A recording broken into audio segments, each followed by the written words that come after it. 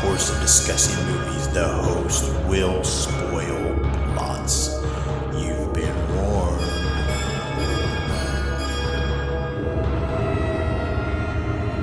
Listen to their screams.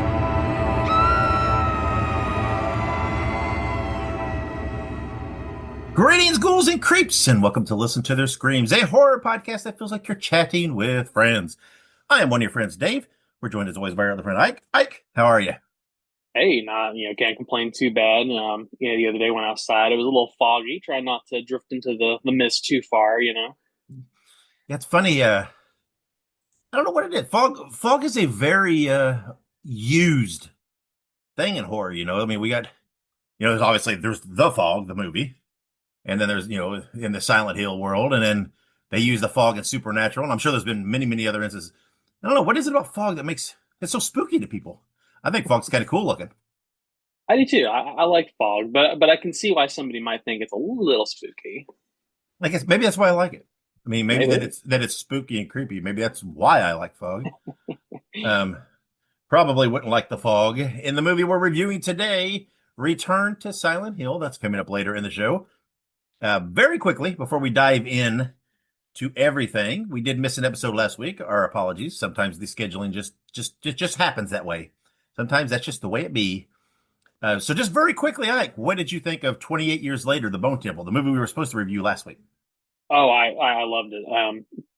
Like you said, we missed last week. Like you say, shit happened, guys. That's right. No, yeah, 28 Years Later, The Bone Temple, man. So great sequel to 28 Years Later. I think it did a really good job of picking right up where the last movie left off.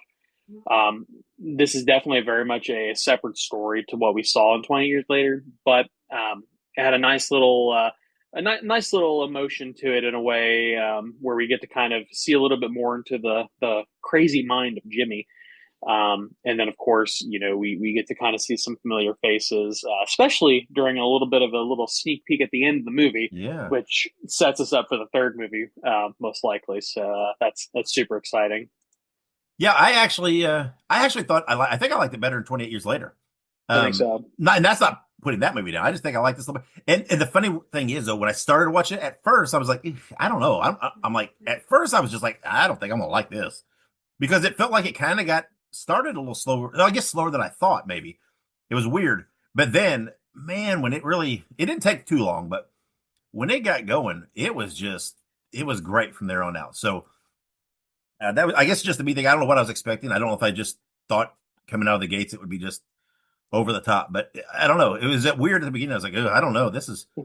But then I loved it. And then it's got me hyped. I've just already am thinking, oh hell, I'm gonna love the third one even better now. Oh yeah. So I'm curious to see how they pull all this together and tie in some of this and what they do in the third one now, because they're definitely not just phoning it in. They're definitely coming up with some good stuff, telling a good story here. I thoroughly enjoyed it, and I'm very much looking forward to the third one. So, all right. So, off the top of your head, then, before we get into it, did you watch anything else? Let's see.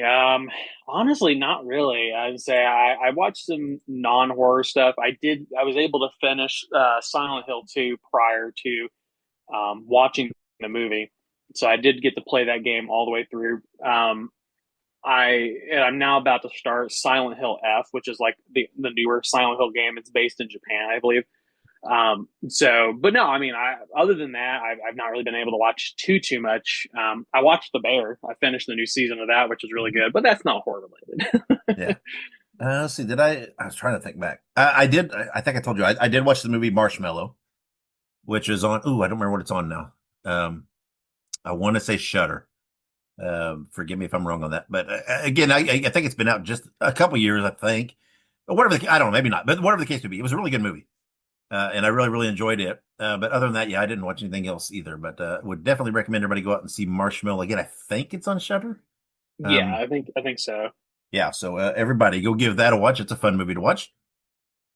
So then, okay, well then let's take a little bitty break, and when we come back, we'll have our news and birthdays and all that stuff. So stick around. make sure you subscribe to Listen to Their Screams on your favorite podcast platform. Also, make sure you look us up on social media. We're on Facebook, Twitter, Instagram, Letterboxd, TikTok, and Slasher. All you have to do is look up Listen to Screams. That is Listen, the number 2 in Screams, and you can find us there. Also, make sure you go and buy yourself a Listen to Their Screams t-shirt. You can find all of our shirts at tinyurl.com/Screams Shirts. Spread the news. Spread the news. Spread the news. And welcome back with the news. All right, so starting us off on the top here. Speaking of Return to Silent Hill, the official novelization of the movie is now available. Fantastic. Like I always say that, like I love it when these movies do novelizations because it kind of expands upon the universe. And we'll talk about it more later. I would say that I'm pretty well versed in the Silent Hill lore and just Silent Hill in general. So this movie was definitely different than like the game and like both games because there's 2 games. There's the original one from I think like the late 90s or the early 2000s, and then there's obviously the one they released I believe last year is the remake of that game. So to see that they're doing a novelization is great. There's not a whole lot of Silent Hill books out there, which is surprising. There's only a handful. But no, I'm super excited. I have it on my Amazon wish list, so I'll hopefully be getting that soon. I'm not so sure this will be something I get, but I do love novelizations. Especially, I mean, as a kid of the 80s where everything had a novelization. I mean, movies, TV shows, it all had novelizations. And I've always been a big fan and proponent, and I've always collected a lot of novelizations from back then, but yet even current stuff like the Terrifier movies and they just recently released one for the Maniac Cop trilogy, which is I got to get that. That's pretty cool. But yeah, I'm a big fan. I'm glad to see that novelizations are making a bit of a comeback, and it just makes sense that this would be a thing that would really click in with horror, and it works because I think my gut says overall I think horror fans are readers a lot of times, right? Because there's a lot of good horror that you can experience by reading. And then there's obviously a lot of horror based on, novels and writings and stuff. So I think I'm going to go out on a limb and say as a generalized statement that us horror fans are readers. And Yes. So I think novelization is I think it works well for horror fans. No, yeah, 100%, and I definitely agree with that. I love reading horror books, and it's I don't know, it's just another outlet in which to get the spookies, and definitely something I like to enjoy occasionally. So for sure, but no, it is on Amazon. I think it's also on a couple of different websites. So if anybody out there wants to go grab it, it should be pretty accessible. Right now, it is just available digitally and on a paperback. I did check because I am a sucker for hardcovers. Mm-hmm. So there's not a hardcover of this novel, and there probably won't be. They typically don't do all that with these kinds of things, but for sure, softbacks are still good. Paperbacks are still very much worth reading. It's just I don't know. I like the structural integrity of a hardback. I don't know. It's hard to explain. Yeah, I don't mind paperbacks, but if it's something that I really like or that I really want, or something that I'm really avid about, I like hardcover too, because I like it to. And it typically, in a lot of cases, if you get a hardcover, seems like there's added stuff, right? You get these hardcover, whatever expanded deluxe edition type things and stuff, and you can only get those in hard. So I'm one of those that I want everything, right? I want every little line that you're going to write on it. So I want that deluxe edition, and that's why they kill me when they come out with like editions after, right? Where it's always this is the second edition, third, because it's like, okay, fine, you added a paragraph. Now I'm going to have to buy this one because I got to see that. And yeah, they know how to get my money. Yes, they do. That's not a bad thing, though. If they want to take my money, they can take my money. But very good. But all right, we're gonna move on to bumping up to the next little news here. Silent Night, Deadly Night is being released on physical media on February 17th, and we're not talking about the original. We're talking about the remake that we reviewed not too long ago. Generally positive reviews from us on the remake. It's a good time. It's a good fun time, especially for a Christmas horror movie. And I think it does right by the original. So yeah, if you want to catch it on physical media, Dave and I here listening to their streams are huge proponents of physical media, always have been. So definitely we support, the continuing rise in popularity for physical media. In fact, I saw that speaking of Return to Silent Hill, there is going to be a physical media version of Return to Silent Hill. And we can talk about this a little bit later. I don't know if this is true, but it's rumored that different theaters got different endings to that movie. Weird. Because it's a trope in Silent Hill that the games have different endings, right?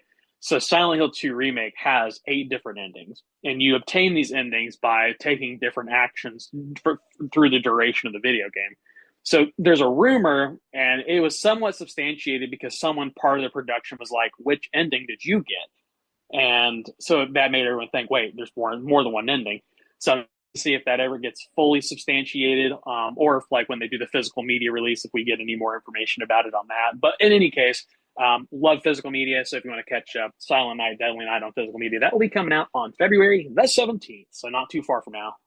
Yeah, yeah, I love physical media, and yeah, I think this is definitely one that I like to have because I would think there would be maybe some cool special features with this one.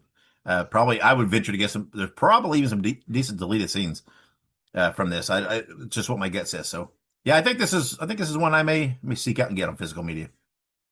Yeah, absolutely. I mean, it's weird because you can have the original on physical media, and then you can pop this one on physical media too. So that'd be pretty Yeah, neat. yeah, I was gonna say it'd be really cool if they could do that. If they could do a like in one pack, like do a Yeah, double pack with the original. I mean, I don't know. Again, with you never know with all the rides and blah blah blah, but it would be very cool if they could put out like a little set that has both, the original and this, and then some extras and whatnot. And I'm always a sucker if they do like little documentaries or little behind, comment, whatever.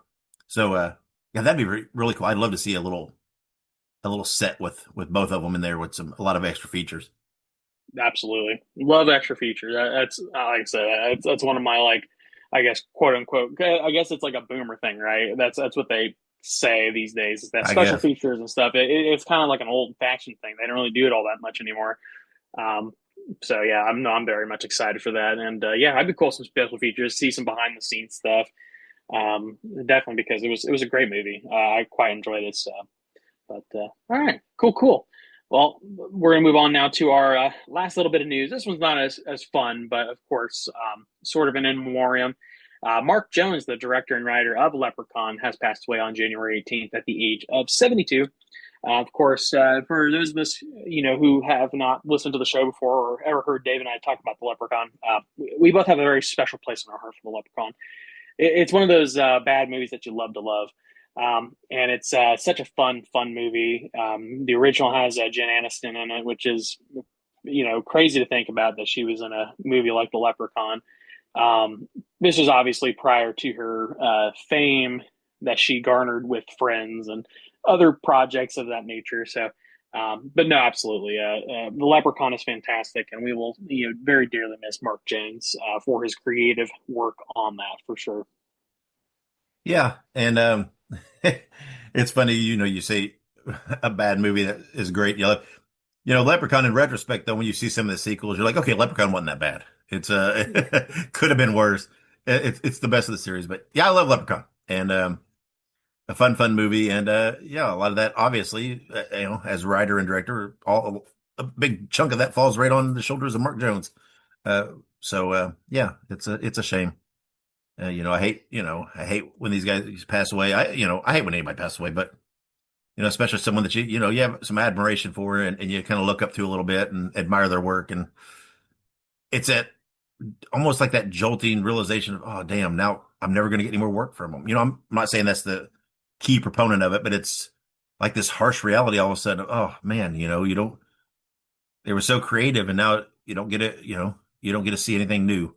So, yeah, it sucks when stuff like this happens, but No, absolutely. And I mean, and like you said, it's like as people who consume this media, we have that, like, selfish thought, like, I hate that they're gone because obviously it's a horrible thing for their family, but also I'm never going to get to see anything from them again. And I 100% get that. It's a really valid thing to think too, because this is obviously a tangent because I love going on tangents. But so one of my favorite animes of all time, perhaps my favorite anime of all time, is Dragon Ball Z. Huge fan of Dragon Ball. In fact, I'm wearing a Dragon Ball Z shirt as we're recording this. So, um, Dragon Ball, the creator was a gentleman named Akira Toriyama, and he passed away a few years ago. I think 2023. But oh my god, when he passed away, I was so upset. I was like, I've never met this guy before, but like I've been watching Dragon Ball since I was a wee tot. And it's insane because when someone like that passed away, that you've had around for so many years in some fashion, you sort of develop like a parasocial relationship with them in a way where it's like, oh yeah, I love their content, they're fantastic. So when they die, it's like, oh wow, that's someone I knew who died, and you didn't really know him though. Yeah, yeah, I definitely yeah, I have that reaction too when certain people pass away like that. It's like you definitely feel a connection, and that's a testament, right, to their talents and their work. That if you feel that connection, then they've done something special, and Yes. that's what they I'm sure part of what they seek out. So yeah, I've definitely experienced that too. I can't even remember. I was thinking when you said there was someone. I can't remember within the past year or half a year even someone passed away, and I literally had tears in my eyes, and I went to Monica. I'm like, this person passed away. Is this weird that I'm having this intense a reaction to this person that I've never spoke to? And but it was someone that I can't remember who it was now. It's someone that I think, if I recall right, it was someone that anybody knows me was like knew that this was someone I was a big fan of, and can't recall who it was. I guess maybe I wasn't as big a fan as I thought. Well, it's really morbid to say, but there's been so many celebrity deaths, I would say, in just the past year. I feel like this Yeah, last year and a half or so has been just so full of celebrity deaths. It's insane. yeah, But no, I mean, I feel like I remember us talking about this too on the show at that time, but I don't recall who it was. But I I mean, can't either. absolutely. Uh, I'll have to ask Monica to jar my memory because it's gonna bug me now. But I can't remember. Yeah, it was someone that it really hit me hard. And Yeah. but yeah, I mean, and it happens, right? Varying degrees like that, though. It's someone that you're a big fan of passes, and it definitely hurts because you do feel like you're losing. Um, I don't know. You feel right or wrong, and sometimes these thoughts get to dangerous, sickening levels, but you do feel a connection to them.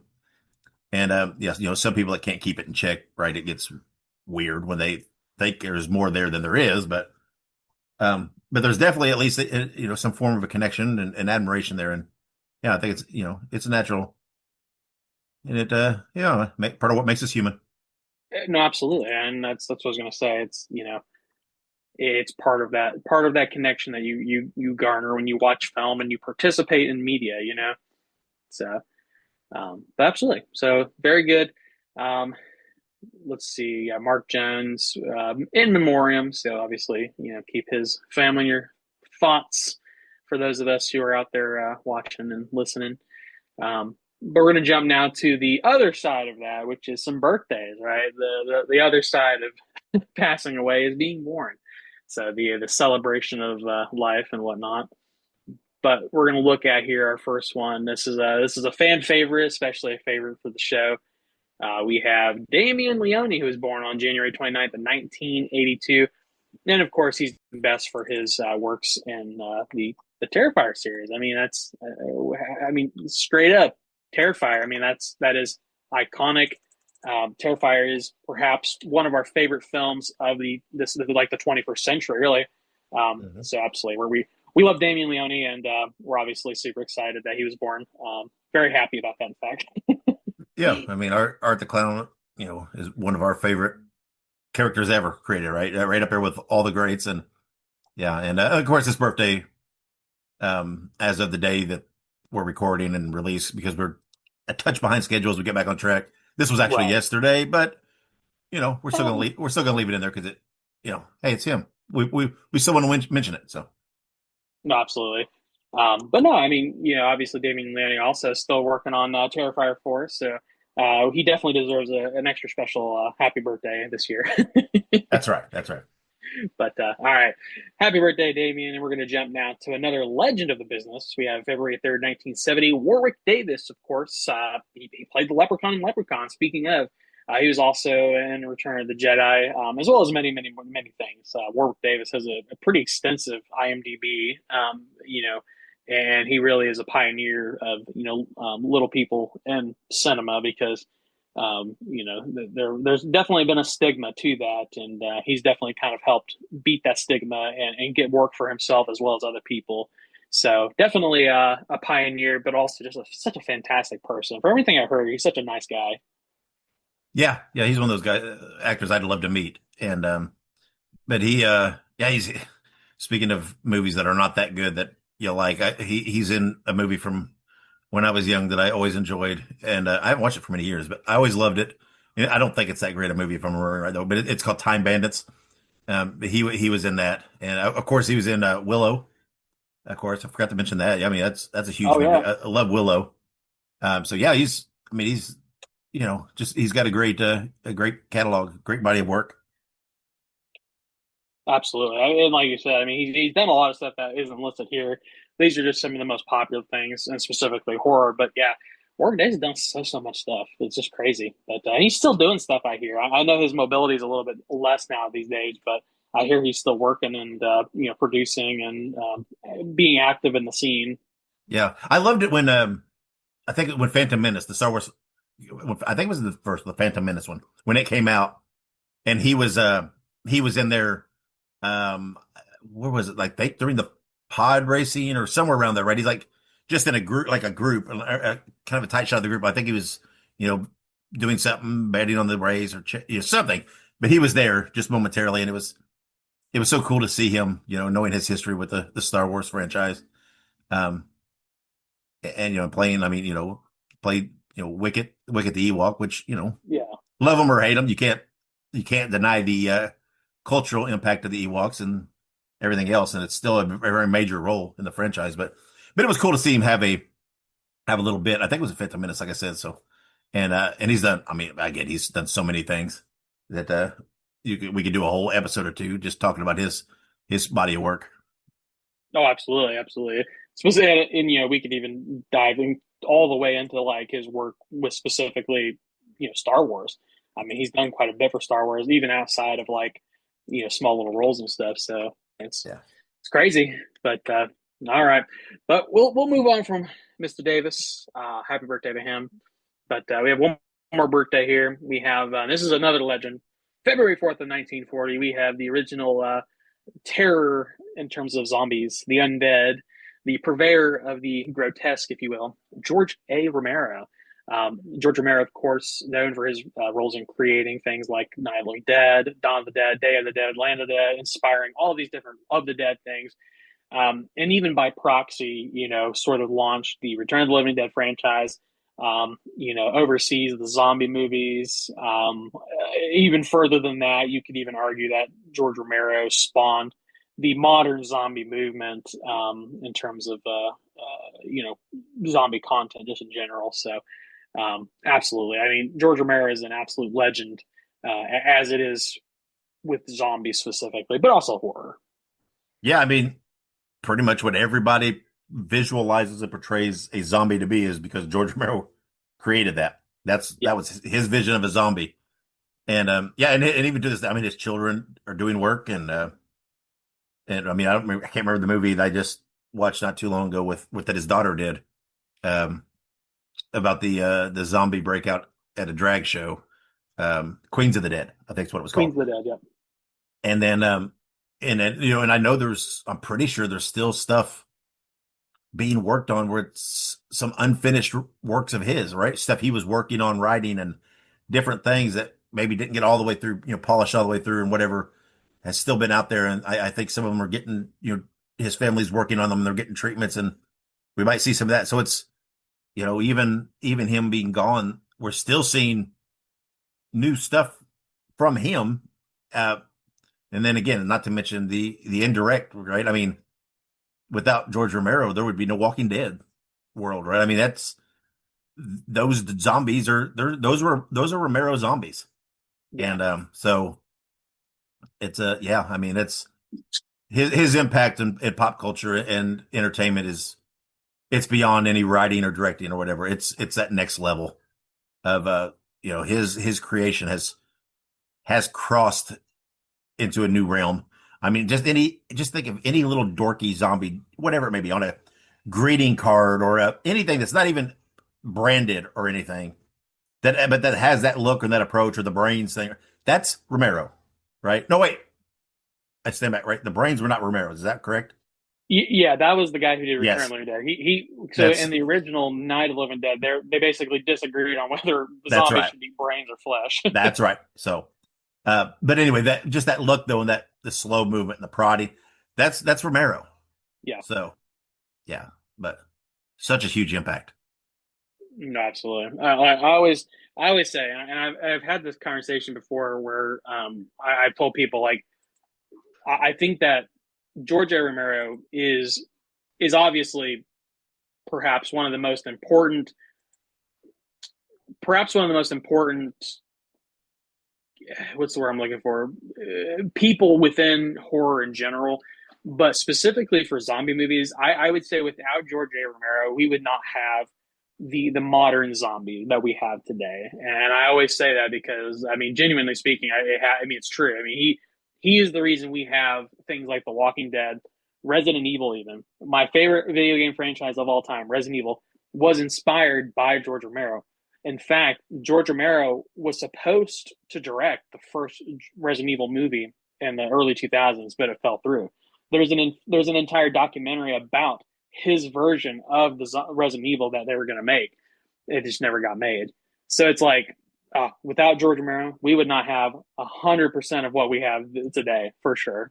Yeah, it just blows my mind, that concept of what it would be like to have something that you thought up and created, and probably when you first do it, you can look at it and be like, oh, this is good. I like this. I'm proud of this, but not to have the concept of what that will be.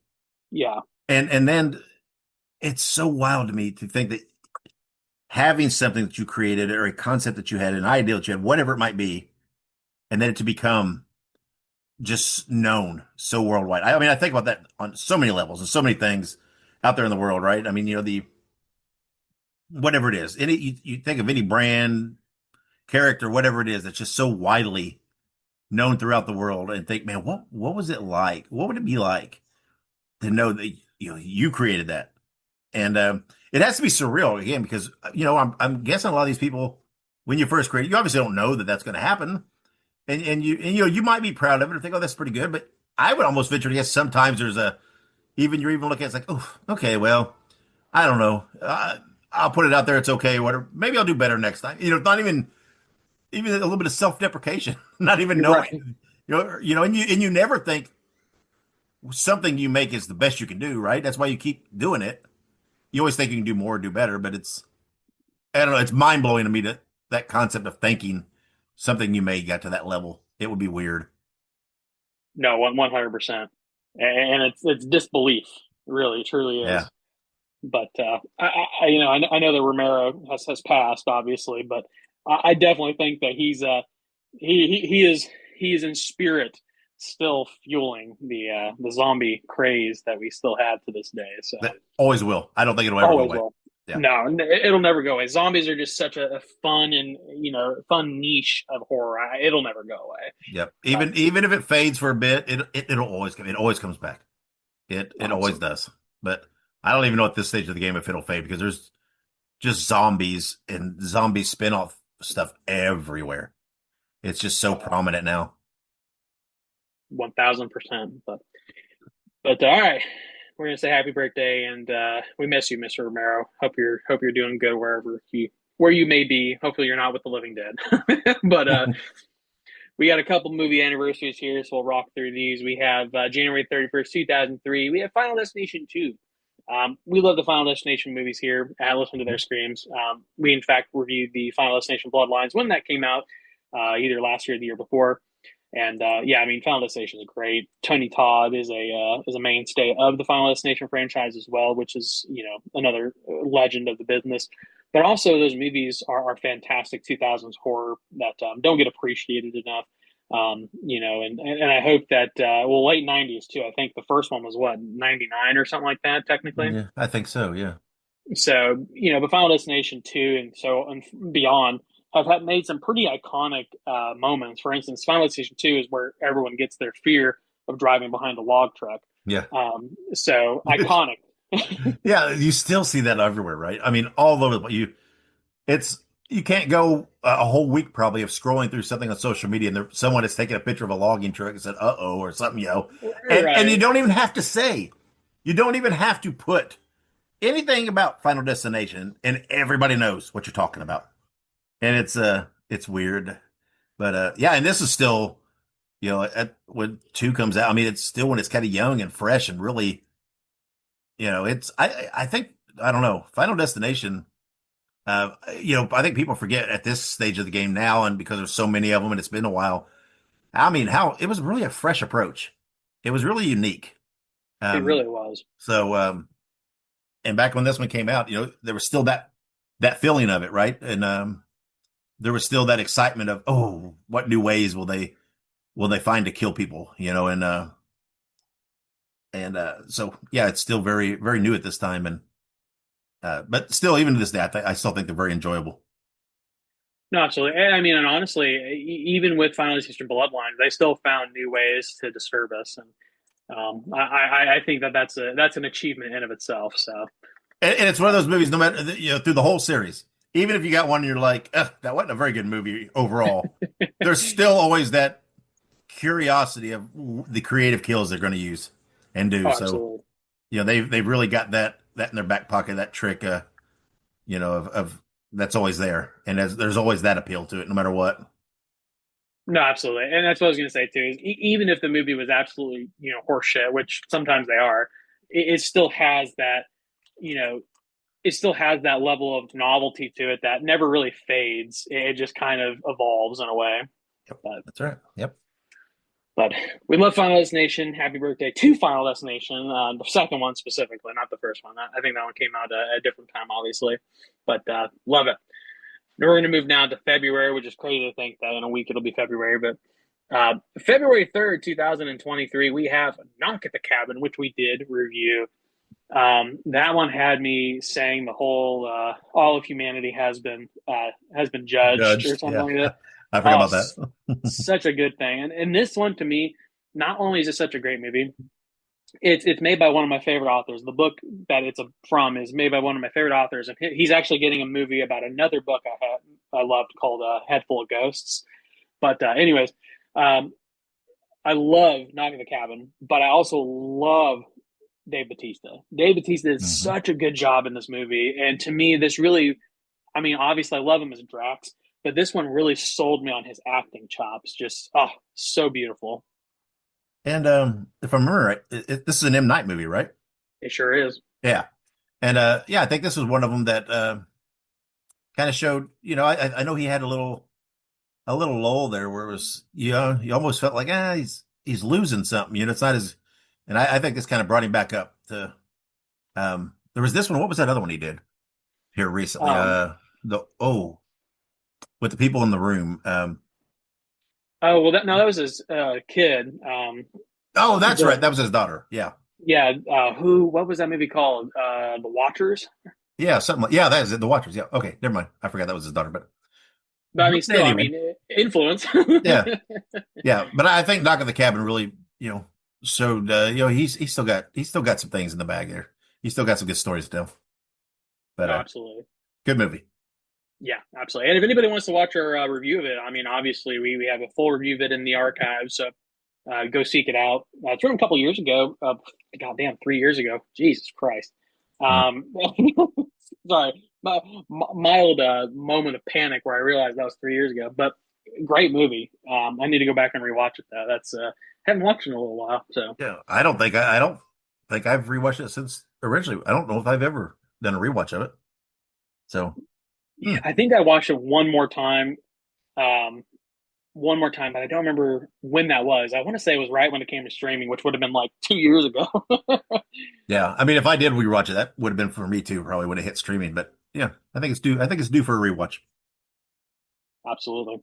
But all right, we got one more upcoming movie anniversary. We have and this is our obligatory talking about this.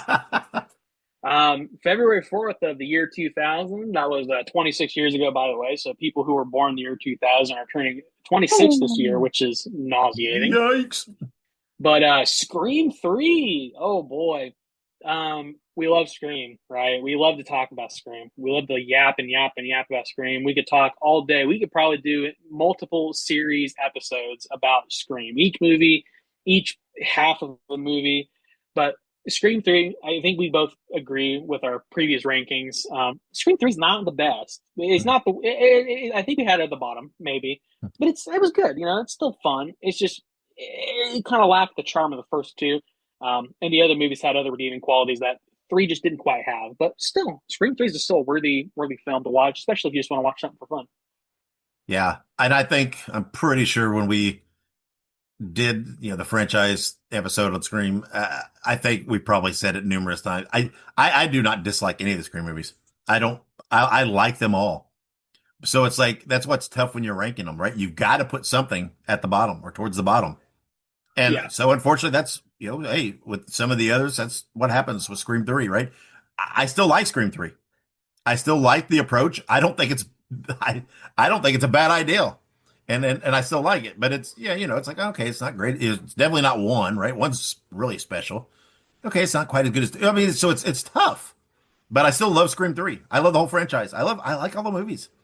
And, and I'm sorry if you're tired of hearing us talk about Scream. It's not going to get any better because next month, almost this month, we're almost there.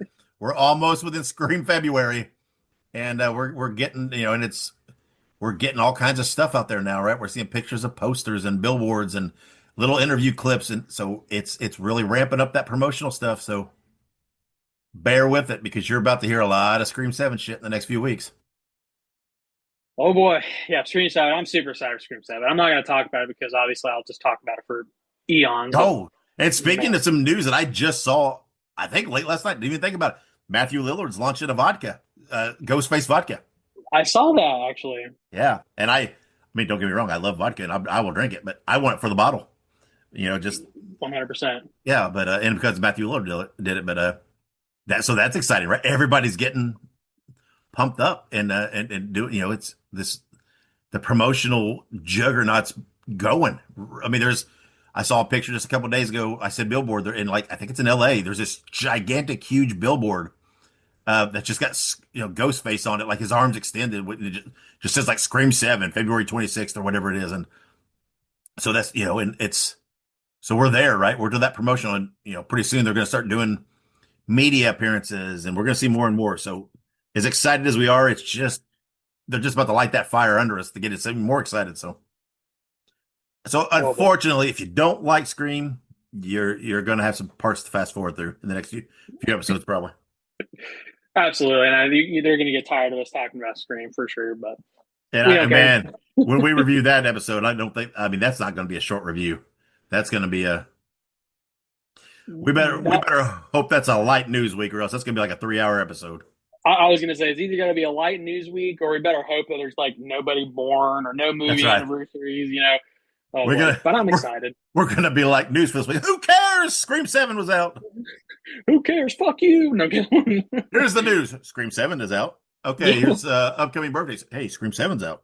And movie anniversaries. Scream 7's been out for 3 days. Scream 7 will have an anniversary in a year. Yeah. Upcoming releases.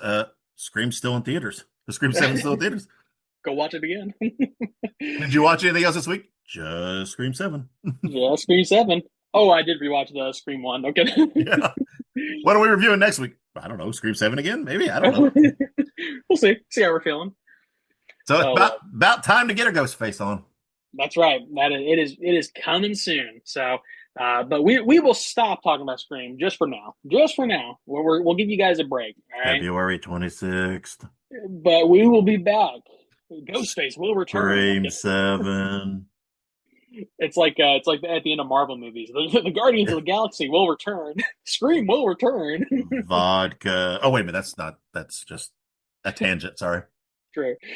But anywho, happy birthday or happy anniversary to Scream 3. And we will officially stop talking about Scream for now.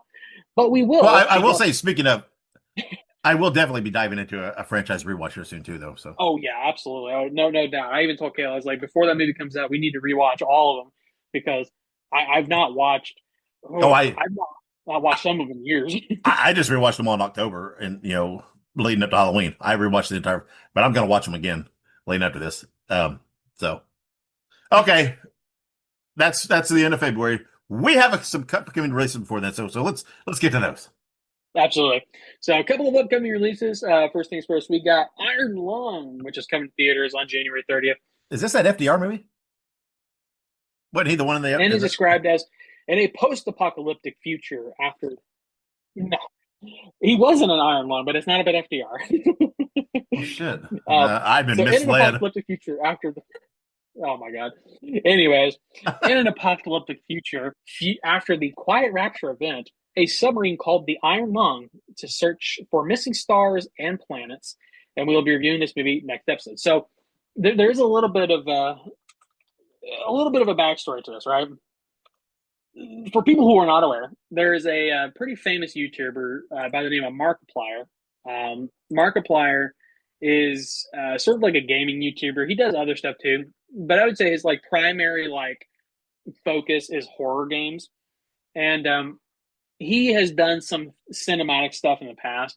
But the Iron Lung was a basically like a short game from a few years ago that he loved so much that he basically said, I want to make a movie about this. And he funded the entire thing himself. He did all the production stuff. He is the primary actor in the film. But basically, he built this from the ground up. And it's super exciting because he basically distributed it himself. He basically got this movie put in all these theaters, and it didn't go through a major production house. Now, obviously, he's a millionaire. Like he's very wealthy. He's had a very very fruitful career on YouTube. But like the fact that he was able to fund, produce, and everything else a movie of this nature and get it into theaters everywhere across the states and even overseas is absolutely bonkers, absolutely fucking insane. So that's enough glazing for me on Markiplier. But I just had to mention that if you guys haven't seen this or haven't heard of this, check out your local listings. It's going to have a very short run, but Dave and I already got our tickets. We're going to go see it tomorrow, actually. Mm-hmm. Yeah, and if I'm right, I don't. Is this? I mean, is this? Did I hear right? This is breaking the quote unquote record for most fake blood within a movie. It is actually beating the 2012 or 2013 Evil Dead movie for the most blood in a film, which is insane to me because in the Evil Dead movie that it's beating, there's at least like a 20 to 30 minute scene where it is just raining blood. Yes. So this makes me wonder what the fuck are they doing in this movie? Because I've Well, watched. I mean, it says blood ocean, so True, it is a blood ocean. I'm So assuming there's a big ass vat of fake blood somewhere or whatever that is simulating. So, among other things. right, and also for people who are curious, you can find this game online. I think for free. I want to say it's a free game on Steam, but obviously Mark paid them royalties for using their game idea. But I want to say it was free at one time. I don't know if it's still free, but I know for sure you can go on YouTube and watch Mark play it or pretty much anybody play it. It was a huge deal a few years ago. I know that I'm going to rewatch the gameplay tonight, so that way I can kind of have an idea of how everything's working. So I haven't watched the game in so long, I really don't remember what it's about, other than the submarine thing. Yeah, well, and if you look at like posters and whatnot, there's clearly some form of a creature in this blood ocean because Yes. the posters and stuff show various things, right? There's bones. There's a couple of shots that show a little bit. There's one prominent poster thing that shows like the big eye, which they got to have the obligatory, right? You're looking out some kind of a window on this sub, and the eye comes to it. That you've seen in like every cartoon ever set in the ocean. So True. yeah, it's interesting, intriguing. I'm curious to see this. Sounds fun. And again, I don't foresee this being something where even if you even have to know of the game to be able to enjoy this. Probably, I think it No. sounds like a pretty creepy horror. I mean, again, Subway's creep me out. That thought of being confined and under that much water. I mean, the ocean creeps me out. not the ocean in general, the depths of the ocean, right? Because so, and I know this is not just the straight up ocean, but still, you're putting a lot of things that kind of make me itch here together, and I feel like there's gonna be parts where it's gonna Right. play on that confining aspect, and that gets me every time. Right. Well, absolutely. And I'll be honest with you, if I recall correctly, the game doesn't have a lot of like blatant lore or like story to it. It's a lot of implied or like subtext. So you're absolutely right. You could go into this completely blind, and it'll probably be a pretty similar experience, if not better, than playing the game yourself. But also, the fear of oceans, it's actually called thalassophobia. I too have this fear. I hate when I can't touch the bottom of water. It freaks me the fuck out. And the idea of like floating in like a blood ocean, like also freaks me out for some reason. I don't think for some reason. I think that's a pretty valid fear, floating in a blood ocean. Sure. I feel like that's pretty rational, but Yeah. but no, yeah, we're both super excited. I'm super excited to see this. I'm also super excited. This is a side note. We're gonna get Hawaiian food tomorrow before we go. I'm super excited for Hawaiian food. Right. Oh god, I love it's rice and meat and Hawaiian macaroni salad. Oh, hope everybody's hungry. That's right. And I've always said one of these spookiest scenes ever in a film for me was The Creature from the Black Lagoon, where she's swimming and it shows that underwater you can see her swimming and the creature's just below her on his back swimming, and he's kind of reaching up at her, but he's not really touching her. But she has no clue he's there. That has always been one of the spookiest things ever, and because you don't know what's down there. You don't know what creature. You don't know what kind of life. You don't know whether it's Jason submerged. Like, who knows? So, this movie, it might trigger me. Yeah, I think it'll be good though, so I'm excited. But all right, we'll stop talking about the Iron Lung. Everybody's like, "Oh my god, please shut the fuck up!" But what is the Iron Lung? Go back to Scream. All right, go back to Scream. We know what that is. That's funny. All right, so we got one other thing. This one's actually cool too. Obviously, had the Iron Lung not come out on this day, this would be the movie. This would have been it. I'm thinking I may have to go see this just to see, because this sounds great. Absolutely. No, I was gonna say it looks very good, and it's directed by Sam Raimi. You heard that right. That sells me alone. Oh, absolutely. And the people in it too. But anyway, so Sam Raimi, of course, great. But he's directing a movie called Send Help. Debuts in theaters on January 30th, and it is described as an employee and her insufferable boss become stranded on a deserted island, the only survivors of a plane crash. Here, they must overcome past grievances and work together to survive. Will they make it out? Man, this is a nightmare scenario, right? Getting stuck on a remote island with just like the person you probably hate most. Well, it's good to know there's a new opportunity for an acting credit for Wilson the Beach Ball from Castaway. It would be great if they just put him somewhere in the background. I would give him so much props for that. I mean, I feel like you have to. I feel like that's like the obligatory, like stuck on an island. You got to have a beach. Why would you not? That's hilarious. But maybe Tom Hanks won't take kindly to that. I don't think he'd care. I don't think he does either. I think he's got bigger fish to fry. I think he's working on Toy Story 5 or whatever right now. Yeah. But no, absolutely. Yeah. Had Iron Lung not come out this weekend, we for sure would have been watching Send Help. It looks fantastic. The trailers look great. I think there's something sinister that's being hidden from the trailers. I think there's something deeper going on. Like there's got to be something even creepier, because that's how Sam Raimi always operates. He doesn't give you the meaty goodness yet. He makes you wait for it. Yeah, there's something on that island.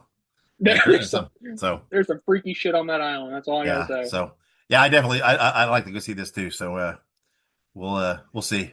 What if I can? Hopefully, I can slip out sometime and go see this as well coming up. So sounds good. And if we do get to see it at any point in time, we'll mention. But go see them both. Right, go support horror in theaters. Yeah, absolutely. But all right, that does it for our news, birthdays, anniversaries, and releases. So we are going to take a quick break, and when we come back, we will have our official review of Return to Silent Hill. Hey, Bruiser buddies, I want you to listen to Wrestling Nostalgia with Dave Dynasty.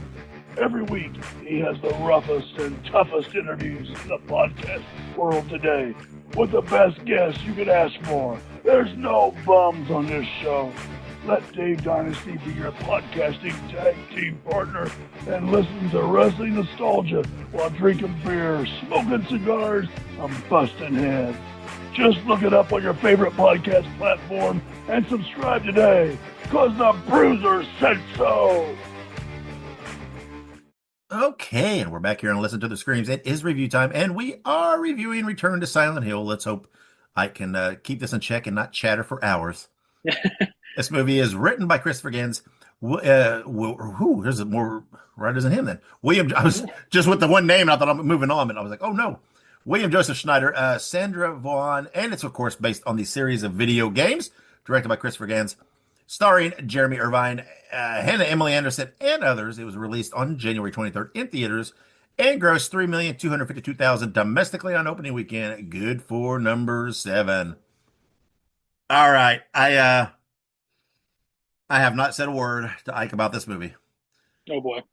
And I don't know. I don't know what's going to happen. We might see a Night of the Living Dead kind of split here, where we go 2 separate ways with 2 separate podcasts. I don't know what you think, but I hated this movie. I did not like this movie. What? I did not at all like this movie. It was confounding, confusing. It was. I was bored at times. I didn't like the shooting style sides. I think had I had a understanding of the games and an investment in the games, maybe it might have been different, because I felt like there were certain things that happened here and there that were more tips of the hat and homages to the games that maybe I didn't quite grasp. I don't know. I understand what they were doing. I understand the concept behind it. I just don't feel like they delivered very good. And it's funny you said something about the endings earlier. I thought the ending was weird. I don't know. I don't know why. It just felt weird. I don't know. I just had so much trouble trying to keep up with what was going on in this, and what was, and I maybe that's the point, but I think it was a little too convoluted for me. I guess too much going on, too many, too much deliriousness or whatever you want to say, and blah blah blah, and trying to figure out who's who and what's what, and and I think I grasped the concept, and I won't say much, and it was also weird. On a side note related to this, I saw someone on social media. They had done a review of it too, right? And their thumbnail that they used on all their stuff, right, to promote it and blah blah blah, and was a picture of the guy, the Irvine guy, right, the main guy. That one of the shots where he has a beard, Yeah. And apparently, this person said the production company or whoever reached out to him and said they needed to remove their thumbnail because it was spoiler. It was a spoiler. And I'm like, because he had a beard?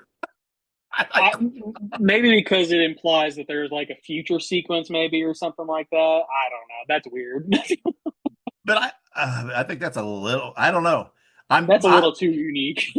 My guess is because it was not a graphic or an image or a piece of a trailer that they hadn't released themselves. Right. They were probably going to say, nope, you can't put that out there. Because we didn't put that out there for the public. You shouldn't do it. And it's showing something we didn't grant the public. I don't know. That's what I'm guessing. Is just they're like, don't put anything out there that we haven't put out there. And that's why here on Listen to the Screams, we only use stuff that is put out there in promotional materials. For the most part. For the most part.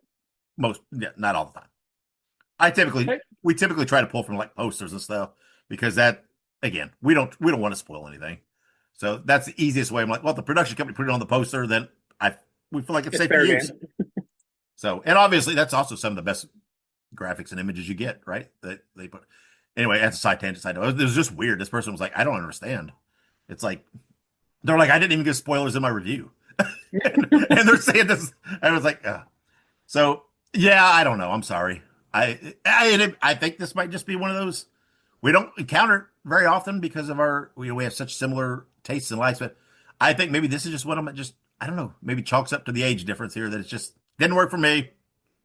I don't know. Maybe it's probably the same reason that people watch some of the goofy ass weird movies like from the 80s. They're like, what the fuck is this garbage? Like literally, there's a lot of times where I'll say something about, And this person, oh, it's the greatest movie of all time. They're like, oh, what you talking about? Rad, the BMX movie from the '80s, and everybody's like mocking me. I'm like, fucking, I love that movie. Don't quit. But no, anyway, yeah, I don't know. I didn't like it. It didn't work for me. Um, just didn't jive. Great visually, there were parts that were great and whatever, but I don't know, man. It just felt too all over the place for me. Maybe I don't know. Maybe I'm just too old and couldn't keep up. I don't know. And maybe it's one of those things that if I watch again the subsequent, and where I can maybe, where I've already seen it once and gotten that blanket impact of it. I don't know. Maybe it'll click a little more for me. I don't know. But as I sit right now, having watched it once, just I wasn't a big fan, and I'm sorry. I know this is dear to your heart, and but every once in a while we're gonna have a difference of opinion. So be it. That's true. That's true. So I obviously I'll just jump right in. I obviously greatly disagree with what you're saying. I figured. That's why That's why I didn't want to mention a word to you because I don't know because and it's okay. It's fair. I don't care. You're right. Well, and here's the deal. I understand why you think that way. I'm not going to lie to you. If you play the games, it doesn't make any more sense unless you really like dive in deep. And Yeah. that's and honestly, how do I say this? It is the unique charm of Silent Hill games that it is confusing. The lore is meant to be confusing. It is meant to be mostly things that are inferred. Um, you know, for lack of a better phrase, the Silent Hill 2. So even so, like the movie you watch is pretty different from the game. Yeah. Not necessarily in a negative way. It's just it has some differences on how they approach different things. Different, the characters have different meanings. Um, you know, one of the things that I think that this movie did a really good job about, that perhaps the games do sometimes have a hard time doing, is it had a very conclusive beginning, middle, and end. A lot of the games do kind of dabble in like the whole concept of like time is a construct, but this one doesn't. This one's pretty straightforward. Even though it's still confusing, the movie was, I would say, 10 times more straightforward than any of the games I've ever played from Silent Hill. So I would highly recommend you not play those games because. Yeah, I know. But what I'm getting at, the movie itself had fantastic visuals. As someone who loves the Silent Hill games, and I love the other two Silent Hill movies because that's another thing we have to mention, that there are two other Silent Hill movies. Yeah, which I've not seen either of those either. So I completely came into this knowing, okay, well, I know there's a town named Silent Hill, that something's happening here, right? Something abnormal, whatever. And I know it's related to fog. That is pretty much the extent of what I knew coming into this for the most part, right? I mean, I knew no other details. I've not played games. I've not seen anybody for any length of time play these games in front of me, right? I've not seen the other movies, not read anything. So, I had no background. And I just I don't know. It didn't feel like a movie for someone with absolutely zero background. No, it really isn't. And I'll be honest with you, Silent Hill, so the two other movies, it's called Silent Hill and Silent Hill Revelations. You could go into those movies with no background whatsoever, and they are very much more. They're a lot easier to digest because they are interpretations of Silent Hill 1 and 3, whereas Return to Silent Hill is an interpretation of Silent Hill 2. Okay, so and what I'm going to say next is not necessarily a spoiler, but the reason why this was so hard to digest is that Silent Hill 2 is this weird, like, meta interpretation of like pain and suffering. Most of what we see is not physically happening. Right. And that's not a spoiler. That's a very common thing that's being made aware with the games or any minimal understanding of Silent Hill 2. But like the game, for instance, I'm sorry, the other movies, those are very much real things that are happening, because the story of Silent Hill 1 and 3 is that there's like these old gods who like are being brought back in the form of a small child, and the small child is evil and this, that, and the other. Whereas Silent Hill 2 is like, so like in the video game, I do kind of wish one thing that they did differently, and I'm not going to say what they did in the movie, but in the video game, James Sunderland actually kills his wife. So I guess spoiler if you've never played the game that came out over 20 years ago. But in the game, he kills his wife. And the whole story of Silent Hill 2 is basically he's punishing himself because he basically has amnesia and forgets that he killed his wife. And he gets a letter from his dead wife who is in Silent Hill to come meet him or her. So you go to Silent Hill, you fight all these monsters that are basically interpretations of your suffering and of your pain and this, that, and the other. So Silent Hill 2 is this really weird, like, and the movie's different, like, because I'll just be honest, it's very different from the original story, but it has the same story beats, the same feeling. It's just that it approached it from a different perspective and makes James Sunderland look like a little bit less of an asshole than he is in the games. But yeah, I really greatly enjoyed it. The visuals were great. The nods to the video games were great. It was a fairly true adaptation as far as video game adaptations go. I mean, I think that the most true to form adaptation we've had in years was like the Super Mario movie. So like to kind of see a horror game finally get its just desserts is really cool. Obviously, Rotten Tomatoes tore this movie apart, but fuck those guys. Those critics just they don't know what they're talking about. And but no, I love this movie. I could keep rambling on and on and on and on about this movie. I really could.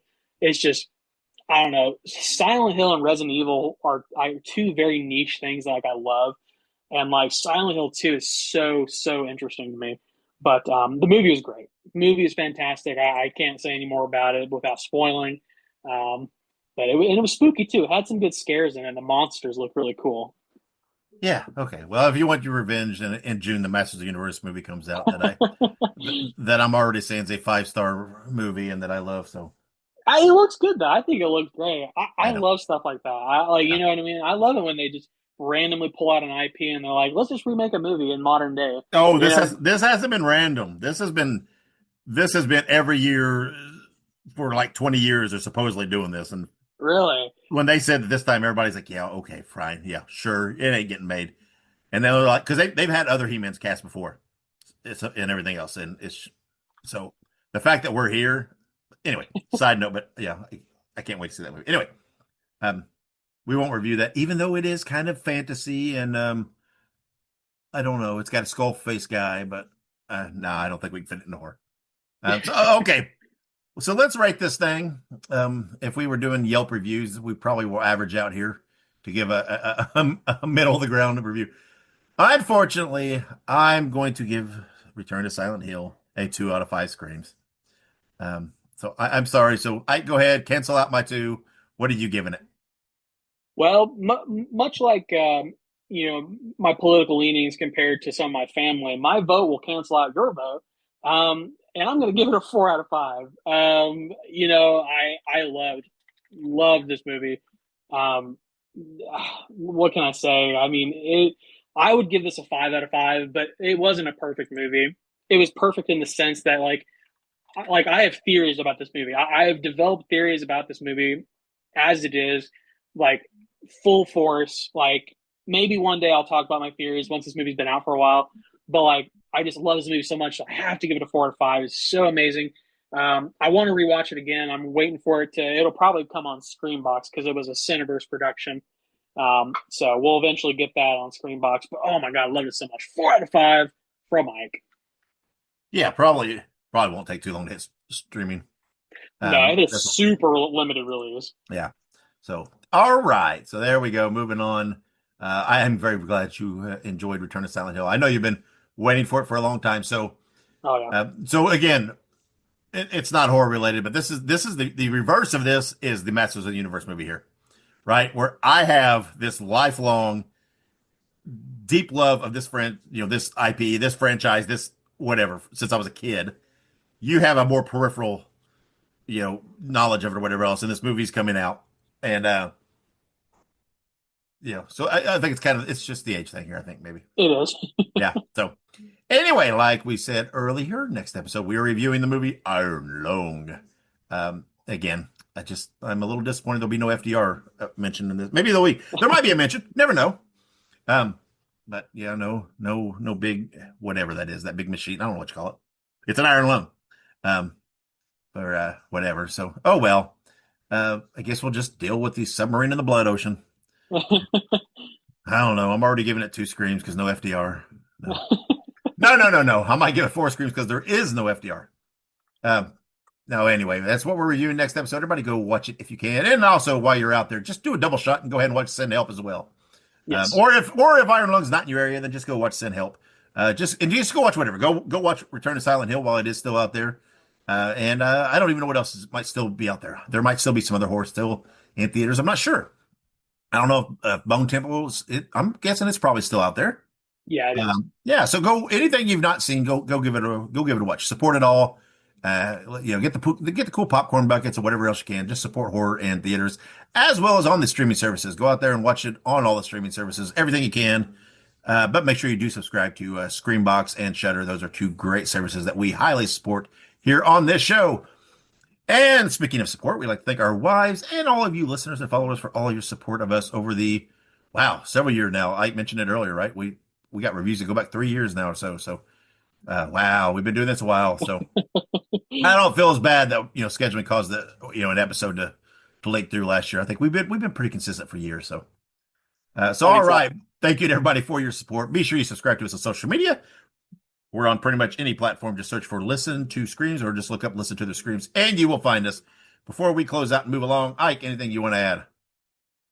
Oh, man. Well, first and foremost, go watch Silent Hill. It's probably only going to be in theaters for like another week, maybe. If it's still in theaters, honestly, I'd be super surprised. It had a super limited run. And like at our theaters, the only show times were like at 8:00 at night. So yeah. What was the budget on it? 20 million or something like that? 20 million? Is that what I saw? Yeah, I think it was like a $20 million budget. So they had to have taken a loss. I mean, so far, we don't know. This is just domestically that number I threw out earlier too. So we don't know, right? I mean, I would venture to something like, again, I don't know much about it all. I figured, would this not be probably a pretty decent drawing release like in Japan and stuff like that? I would venture to guess. I would assume that worldwide it probably had a pretty decent pull. I know Japan is where the Silent Hill originated, so I'd venture to guess they probably had a pretty good roll over there. Yeah, so I don't know, but it is a tough market. So yeah, go out and support it, especially if you want to see more of this or you really enjoyed it. Right, go give it rewatches and help them make a few bucks. So absolutely. But continue on. What else you were adding on, and I cut you off.